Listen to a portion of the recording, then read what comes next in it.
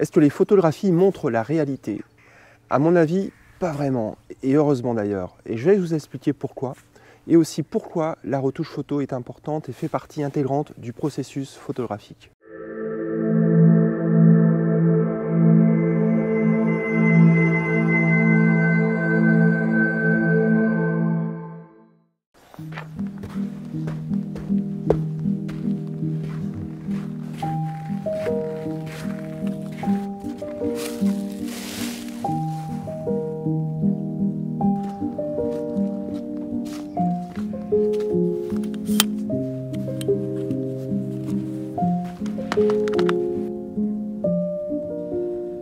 Nous sommes bientôt en 2023 et il n'a jamais été aussi facile et rapide de faire des photos que maintenant. Parce que tout le monde a un appareil photo, que ce soit sur son téléphone ou un petit appareil. Et tout le monde est photographe par définition. Et pourtant, de grandes images, de belles photos, il y en a peu, paradoxalement, sur Internet. Le lieu où l'on trouve le plus de photos, on est noyé littéralement chaque jour sous des millions de photos.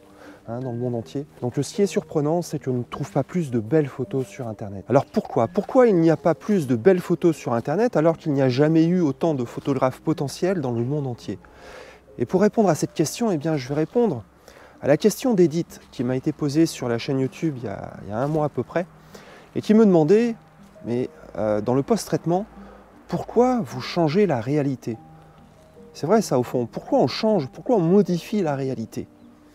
Vous allez voir que les deux questions sont liées. C'est-à-dire qu'il n'y a aucune belle et grande photo de paysage dont la réalité n'ait pas été modifiée. Mais pas pour la raison que vous pensez. Est-ce que c'est parce que la réalité ne nous convient pas, comme celle-ci? Voici une réalité.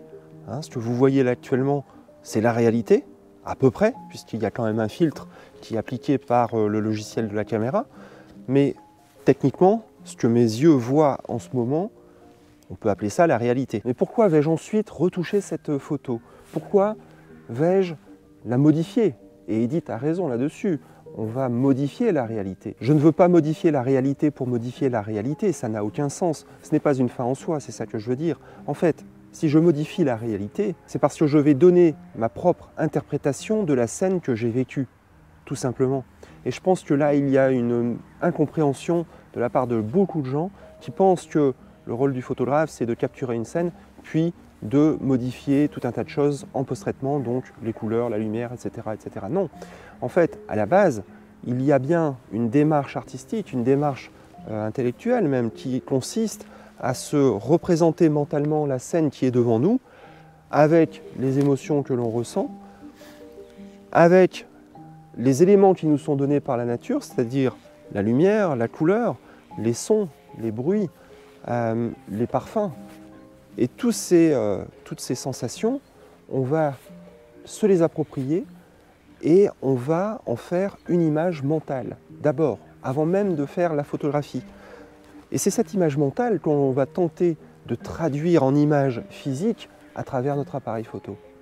Donc, tout le travail du post-traitement qu'il y a derrière, ce n'est ni plus ni moins que la concrétisation de l'image que l'on a en tête avant d'appuyer sur le déclencheur. Et en expliquant ceci, je réponds aussi à la première question, qui est pourquoi on ne trouve pas plus de belles et grandes photos sur Internet, dans toute la masse?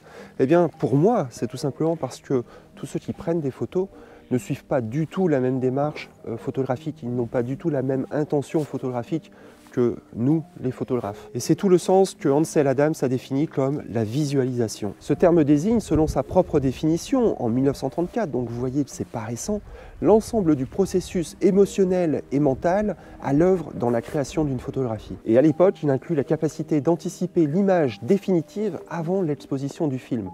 Donc à l'époque, l'exposition du film, ça correspondait à l'étape du développement, et suite au développement, on retouche la photo. Donc selon Ansel Adams, on ne change pas la réalité, on apporte une réponse émotionnelle à ce que l'on voit et à ce que l'on ressent au moment de faire la photo. Et devinez quoi, les plus grandes photographies sont celles qui véhiculent le plus efficacement les émotions ressenties par le photographe. Et la retouche photo, dans tout ça, ce n'est ni plus ni moins qu'un moyen technique dont dispose le photographe, au même titre que les filtres, que les réglages, pour élaborer, pour donner vie à l'image mentale qui s'est représentée du paysage qu'il a vu. Donc bien évidemment, la maîtrise technique de vos outils est indispensable, puisque sans la maîtrise de votre boîtier, de vos objectifs, des réglages de l'appareil, mais aussi des logiciels, des filtres, etc., eh bien, vous ne pourrez pas visualiser à l'avance l'image définitive que vous pourrez obtenir. Je vous encourage donc à passer du temps, beaucoup de temps, à maîtriser vos logiciels de post-traitement, quels qu'ils soient. Moi, j'utilise à 99% DxO Photolab et Lightroom. J'utilise de moins en moins Photoshop, puisque les deux logiciels précédents, en fait, ont considérablement gagné du terrain pour toutes les fonctions de retouche photo. Voilà, j'espère que vous avez aimé cette vidéo. Si vous avez des questions, n'hésitez pas à les poser dans les commentaires. Et puis moi, je vous donne rendez-vous très vite maintenant pour de nouvelles vidéos. Je vous souhaite de bonnes photos. À bientôt. Ciao.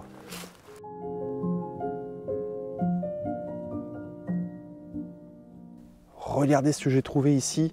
De belles couleurs d'automne en plein milieu du mois de décembre. Décidément, cette année est vraiment différente des autres. Allez, je vous laisse, je vais continuer mes photos. Ciao.